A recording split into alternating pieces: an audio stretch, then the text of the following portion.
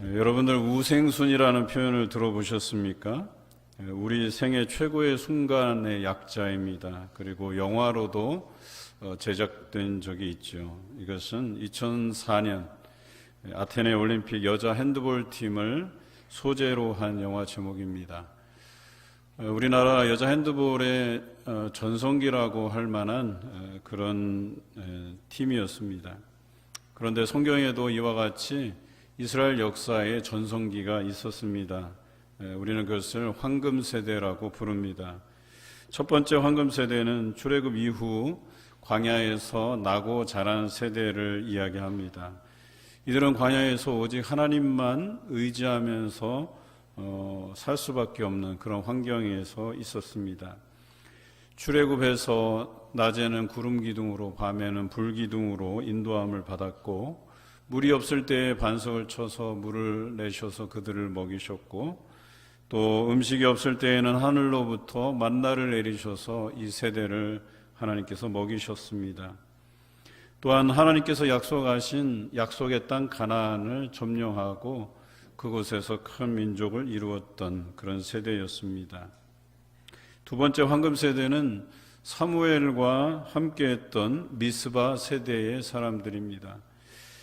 우상을 제거하고 그들이 미스바에 모여서 회개 기도를 하면서 그 민족이 새로워질 것을 기대하고 기도했던 세대이죠. 뿐만 아니라 사무엘이 순회하면서 하나님의 율법, 하나님의 말씀을 가르쳤던 세대였습니다. 그리고 이들이 이스라엘을 국가의 틀로 만드는 데 기여했던 세대입니다. 그리고 마지막 황금 세대는 바벨론 포로기에서 돌아와 성전을 재건하고 성벽을 중수하고 또 신앙개혁과 사회개혁을 이루었던 귀환 공동체 세대를 말합니다. 사실 우리 교회도 어려움에 처해 있는 것이 사실입니다. 많은 분들이 저에게 참 어려운 시기에 부임했다 이런 말씀들을 많이 해주십니다. 코로나 상황도 그렇지만 저희 교회가 얼마간 정체기를 맞았던 것이 사실입니다. 하지만 우리 세대가 다음 세대의 황금기를 위해서 다시 기초를 놓고 또 새로운 일꾼들을 세워가는 일에 게으르지 말아야 될 것입니다. 시대를 암울하게 보는 눈은 사실 미래를 준비함에 있어서 바람직하지도 않고 도움이 되지도 않습니다. 우리는 하나님께서 약속하신 그 말씀을 의지해야 됩니다. 또 우리를 통해서 준비해 가시는 것에 관심을 기울여야 됩니다. 기존 세대가 다음 세대를 황금 세대로 만들기 위한 하나님의 그 계획하심에 서로 동참하고 또 준비하는 일만큼 소중한 일이 없습니다. 이스라엘이 포로기 중에서도 다음 세대를 위한 그 기도를 그치지 않았습니다. 사실 그들이 할 수 있었던 거는 아무것도 없었지요. 왜냐하면 그들이 고향으로 돌아와서 예루살렘에 있던 것도 아니고 그저 그들이 70년 동안 포로기 안에서 노예로서 살아가는 일밖에 없었는데, 그들이 다음 세대를 위해서 할 수 있었던 것은 오직 하나님의 약속의 말씀을 믿고 그들이 기도하는 수밖에 없었다라고 하는 것이죠. 그래도 그들은 준비해 나갔습니다. 그에 비해서 우리는 할 수 있는 것이 너무나도 많습니다. 고향 땅, 고향 교회, 또 여러분들의 삶의 터전, 가족들이 있고 동료들이 있고 또 우리 다음 세대도 성장할 수 있는 기반들이 다 되어 있습니다. 그런데 무엇인가를 준비할 때 정말 중요한 것은 생각하고 상상하는 것이에요. 이 포로기 때 이 사람들이 할 수 있었던 건 기도하는 일과 또 한 가지는 상상하는 일이었습니다. 그들이 포로기를 마치고 돌아와서 무엇을 할 것인가, 하나님께서 자신들의 미래를 어떻게 펼쳐갈 것인가를 기억하고 상상했다라고 하는 것이겠죠.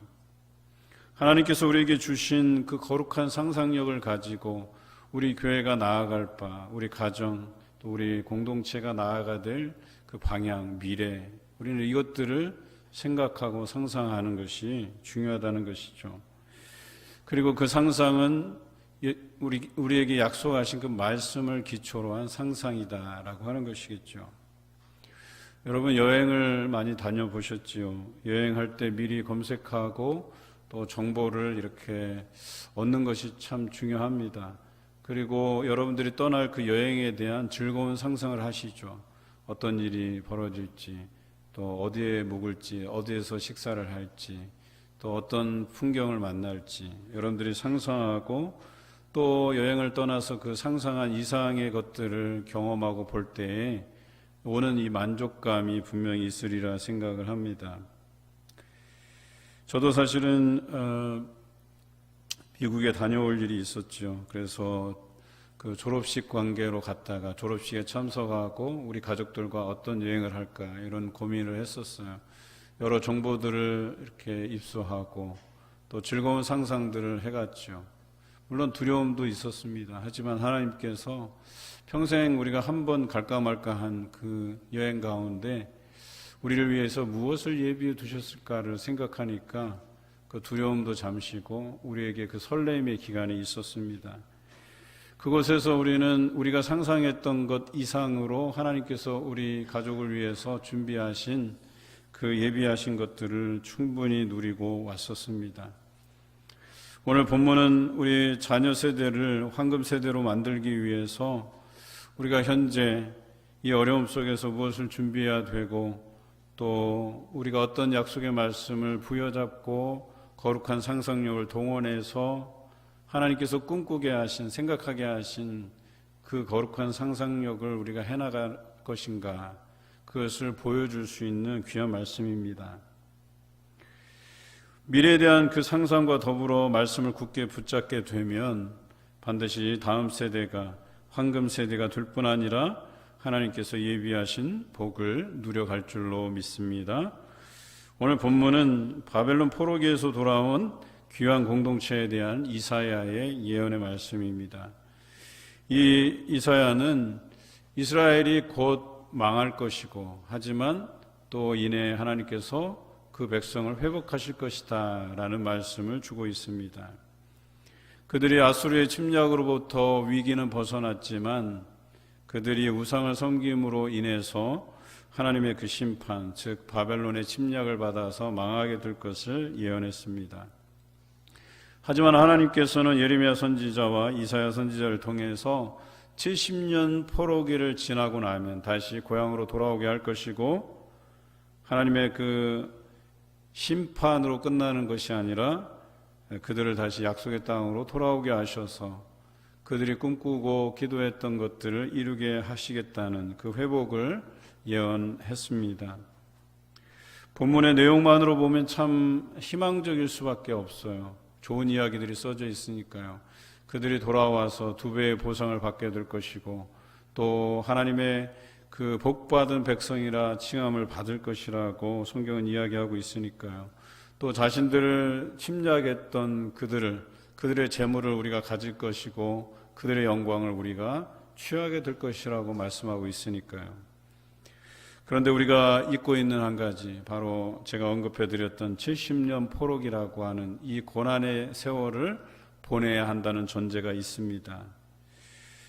하지만 이 70년 포로기 동안에 그들은 서로 기도하고 또 끈끈이 서로 의지하고 사랑하고 또 돌아와서 열심히 쌓고 일으키는 수고로움을 마다하지 않는 그 삶으로 연결될 것을 그들이 약속의 말씀을 통해서 듣게 되는 것이에요. 그 약속의 말씀이 뭐냐? 바로 회복의 선언입니다. 너희가 회복될 것이다.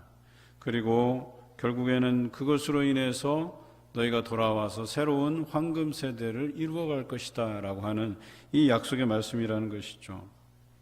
그런데 중요한 것은 70년 포로기 눈물의 기도와 서로 의지하고 사랑하고 열심히 있는 봉사가 없으면 이 열매는 맺혀질 수 없었다라고 하는 것이겠죠. 이런 열매를 맺기까지 하나님께서는 약속의 말씀을 주시기만 한 것이 아니라 그들에게 에스겔 선지자를 통해서 그 꿈을 포기하지 않도록 계속해서 설득했습니다. 그리고 그들이 돌아올 때 지도자들을 주셨죠. 1차 귀환 때 스룹바벨을, 2차 귀환 때 에스라 선지자를, 또 3차 귀환 때 느헤미야 선지자를 그들에게 주셨습니다. 그래서 그들이 돌아와서 최선을 다하고 또 그래서 얼마간 그 다음 세대와 더불어서 황금 세대를 만들었다라고 하는 것입니다. 이 모든 것이 그 시련의 시간을 잘 극복했기 때문에 그들이 얻은 것이죠. 믿음으로 잘 극복했기 때문에 그렇죠. 그들이 이 시련을 잘 극복할 수 있었던 것이 바로 선지자를 통해서 예언하신 이 회복의 선언, 회복의 말씀이 있었기 때문이다라고 하는 것입니다. 오늘 본문을 통해서 그들에게 주신 이 약속의 말씀이 무엇인지를 한번 나누어 보겠습니다. 그 첫 번째 약속은 외인이었던 바벨론을 양치는 목동으로 삼게 될 것이고 이방인들은 자신의 농부와 포도원지기가 될 것이며 또 이방 나라들의 재물을 먹게 될 것이고 그들의 영광을 취하게 될 것이며 이스라엘을 조롱했던 그들을 다시 하나님께서 치시고 그들을 회복하시리라고 하는 이 말씀이다라고 하는 것이죠. 결국에 그들은 제사장이라 일컬음을 받을 것이고 뿐만 아니라 하나님의 봉사자라 일컬음을 받을 것이다. 이렇게 성경은 기록하고 있습니다. 이게 무엇입니까? 그들이 하나님의 백성으로서의 신분을 온전히 회복한다라고 하는 의미예요. 하나님께서 그들을 선택하신 백성으로 다시 삼아주시고 이전과 같이 하나님께서 그들 백성들을 신원하여 주신다라고 하는 내용입니다. 모든 것을 되찾아 주시겠다라고 하는 말씀입니다. 여러분, 잃어버린 경험이 없는 사람이 회복의 감격을 알 리가 없듯이 우리는 많은 것들을 잃어보았습니다. 또 교회적으로 볼 때 우리는 과거 우리 교회가 활발했던 그 시절들을 우리는 잊어버렸습니다. 잃어버렸죠. 그 잃어버린 세월들을 우리가 알기 때문에 어쩌면 오늘 우리에게 주시는 이 회복의 선언들이 우리가 앞으로 맞이할 그 감격을 2배로 또 느끼게 해줄 것을 저희는 믿습니다. 잃어본 사람이 회복의 감격을 합니다. 우리 주변에도 잃어버린 경험이 있는 분들이 많지요. 건강을 잃어버리신 분들, 일터를 잃어버리신 분들, 또 사업으로 인해서 물질적으로 손해를 보신 분들, 가정에서 시험을 당해서 행복한 삶을 잃어버리신 분들, 이외에도 우리가 소중한 것들을 많이 잃어보았을 것입니다. 이런 분들에게 오늘 특별히 이 약속의 선언들이, 회복의 은혜들이 절실하게 또 감격으로 와 닿기를 바랍니다. 포로기를 보내며 절망하던 이스라엘의 회복의 약속을 믿고 그 감격을 경험했듯이 오늘 우리도 이러한 약속의 말씀을 믿음으로 회복을 경험해 가시기를 주님의 이름으로 기원합니다. 2번째 약속은 이스라엘이 당한 수치를 배나 보상하신다는 약속입니다. 또 그 기쁨을 영원히 누리게 하겠다고 우리에게 약속하셨습니다. 포로기 생활에도 분깃을 통해 하나님께서는 그들에게 긍휼을 베풀어 주셨습니다. 하지만 여전히 그들은 70년 포로기를 지나면서 그 노예의 신분은 바뀌지 않았어요. 거기에 학대와 멸시가 있었어요. 몇 년이 지나지 않아 그것이 너무 힘들어서 에스겔 선지자에게 이 포로기가 언제 끝나겠냐고 물어보았어요. 얼마나 힘들었으면. 예레미야 선지자가 분명히 70년 포로기를 지낼 것이라고 확언했는데도 불구하고 그들은 몇 년이 지나지 않아서 너무 고통스러워서 이 포로기가 언제 끝나겠냐고 물어보았어요. 하지만 하나님의 답변은 이 70년의 포로기가 끝나고 나서 너희가 2배의 기쁨을 맛보게 될 것이라고 이야기했습니다. 그런데 한번 생각해 보십시다. 포로기 때에는 기쁨이 없다가 포로기가 끝나면 바로 기쁨이 생길까요? 곰곰이 생각해 보면 우리 안에 그 기쁨이 지속되지 않으면요, 우리의 환경이 나아진다 한들 그 기쁨이 2배가 될 수가 없어요. 그저 불평이 있을 뿐이에요. 코로나 상황이 끝나면 기쁨이 2배가 될 것 같죠. 그렇지 않습니다. 오히려 원망하고 불평해요. 코로나만 아니었으면 내가 지금 이 모양 이 꼴이 아닐 텐데, 이보다 더 좋은 상황일 텐데 코로나를 탓하게 돼 있다니까요. 그런데 오늘 우리가 겪는 이 어려움 속에서 하나님께서 주신 이 회복의 선언들을 통해 감사와 기쁨의 생활들을 해가면 그것이 포로기를 지나서 그들에게 2배의 기쁨이 되었듯이 이 코로나 시절을 지나고 나면 우리가 감사하고 기뻐했던 그 부분들이 그 2배 이상으로 우리에게 다가온다라고 하는 그런 말씀이에요. 그래서 이것이 언제 끝날까를 고민하기보다는 오늘 삶 안에서, 이 고통 안에서, 어려움 안에서, 제약된 삶 안에서 우리가 감사와 기쁨으로 생활하는 것이 정말 중요하다라고 하는 것입니다. 여러분, 트라우마라는 표현을 잘 아시죠? 그러니까 외부에서 충격을 받은 것으로 인해서 발생하는 심리적 외상을 뜻하는 말입니다.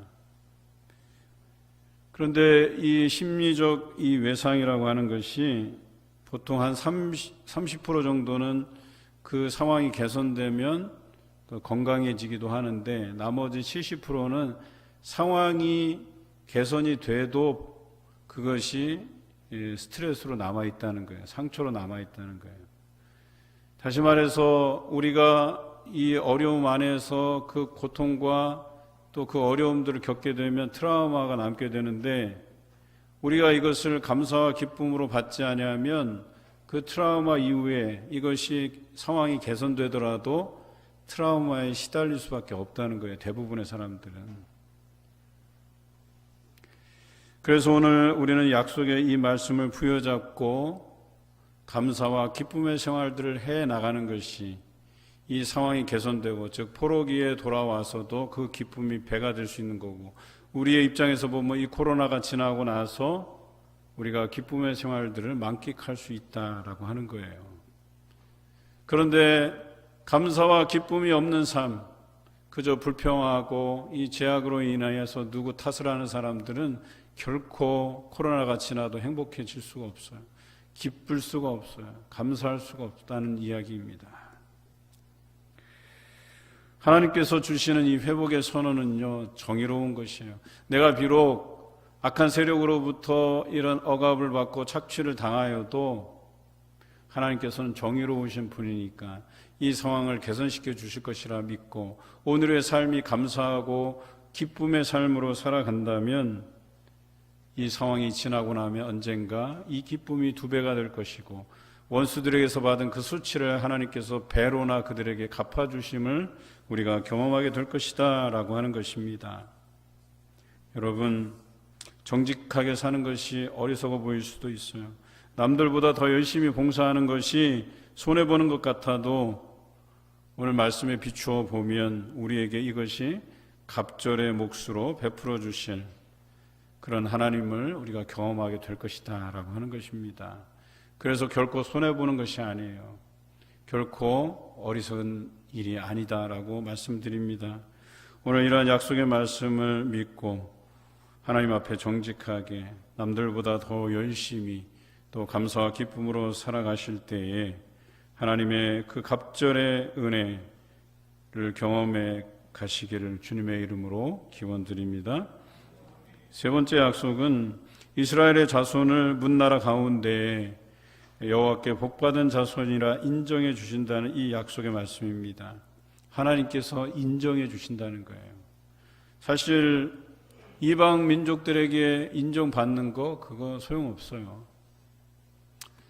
이스라엘이 전투에서 늘 승리하고 또 하나님께서 함께해 주실 때만 해도 이방 나라들조차도 야 정말 하나님이 너희 백성과 함께 하시는구나 이런 칭찬을 받았던 사람들이에요. 그런데 이게 중요한 게 아니라는 거예요. 결국에는 그들은 어때요? 우상을 섬기다가 하나님께서 이방 민족을 통해서 그들을 내어주잖아요. 그리고 그들이 이방 민족 밑에서 지배를 받게 하시잖아요. 이때에는 많은 이방 민족들이 조롱해요. 하나님이 없다고까지 이야기해요. 그러니까 이방 민족에게 그동안 인정받는 것 별로 의미 있는 일이 아니었다는 거예요. 하나님께 인정받는 일이 의미 있는 일인 것을 그들이 뒤늦게 깨달아 알았던 거예요. 여러분, 사람에게서 칭찬받는 거 그거는 일시적이에요. 잠시 잠깐 기분 좋을 뿐이에요. 예, 저는 그래도 이런 장점이 있어요. 하나님께서 저를 인정해 주시는 것은 참 감사한데 우리 성도들이 저를 인정해 주는 건 별로 관심이 없어요. 사실은 여러분들이 아무리 칭찬을 해도 그냥 한 귀로 듣고 한 귀로 쓱 흘려버려요. 그것이 제게 별로 유익이 안 돼요. 물론 뭐 약간의 격려는 되겠지만 제 자신이 스스로 교만해질까 봐 두려워요. 그래서 차라리 하나님께서 인정하시는 삶, 또 그것이 고난의 길을 가는 길이라도 하나님께서 나를 인정하신다면 저는 그 길 기쁘게 갈 수 있어요. 감사히 갈 수 있어요. 우리의 삶이라는 게 그런 거예요. 이 앞에 놓여진 어떤 그 고난의 길이라도 내가 그 길을 감수함으로 인해서 하나님께서 나를 인정해 주시면, 나를 칭찬해 주시면 그것으로 인생에 더 바랄 것이 없겠지요. 여러분 모두가 그런 은혜가 있기를 바랍니다. 오늘 이 약속이 바로 하나님께서 너는 정말 하나님께로부터 복받은 자손이다라고 하나님께서 인정하실 뿐만 아니라 그것이 많은 사람에게 보여지게 할 것이다 라고 하는 거예요. 하나님이 여러분을 잘되게 하시는 이유가 뭐겠어요? 결국은 하나님께 영광을 돌리게 하시기 위함이 아니겠습니까? 뿐만 아니라 다른 사람들이 여러분이 잘되는 모습을 보고 정말 하나님은 살아계시는구나, 역사하시는구나, 저 사람이 예수 믿고 잘되는 걸 보니까 나도 좀 예수 믿고 잘돼 봐야 되겠다라는 이런 말들이 나와야 되지 않겠어요? 하나님은 그걸 원하시는 분이세요. 그래서 하나님만 바라보고 그 약속의 말씀을 부여잡고 오늘 힘든 길이라도 그 길을 걷기를 바라시는 하나님이세요. 그래서 그 길 끝에 여러분이 배나 갑절로 모든 것을 얻기를 바라시는 분이 하나님이시다라고 하는 거죠. 여러분 노벨상을 아시죠? 노벨상에서 이 노벨상을 받는 사람은 세계적으로 인정하는 사람이에요. 여러 상들이 있죠. 그런데 이 노벨상 중에 그 없는 상이 있다고 들었어요. 바로 수학상이라고 합니다. 수학상. 왜 수학상은 없을까? 뭐 여러 가지 설이 있는데 그 수학에 노벨상만큼이나 값진 상이 있어서 그렇답니다. 저도 그냥 조사한 내용인데요. 한번 읽어드려 볼게요. 토론토 대학의 수학 교수 필즈가 모아서 기부한 필즈상이 있대요. 또 하나는 오차 방정식의 불가해성을 증명한 노르웨이 수학자 아벨의 탄생 200주년을 기념하여 세운 아벨상이 그 노벨상과 비슷한 그런 권위 있는 수학상이라고 해요. 저는 읽으면서도 뭔 말인지 모르겠어요. 제가 뭐 수학을 그렇게 잘하지 못해서인지 하여튼 그렇답니다. 그런데 노벨상도 있고 수학상도 있고 그럼 우리가 받을 상은 뭐냐? 저는 이거보다 더 귀하고 값진 상이 우리에게 있다라고 감히 말씀드려요. 성경에 기록되어 있어요. 우리가 달려갈 길을 다 마치고 우리를 위해서 의의 면류관이 예비되었다라고 성경 기록하고 있어요. 이게 우리가 받을 상 아니겠습니까?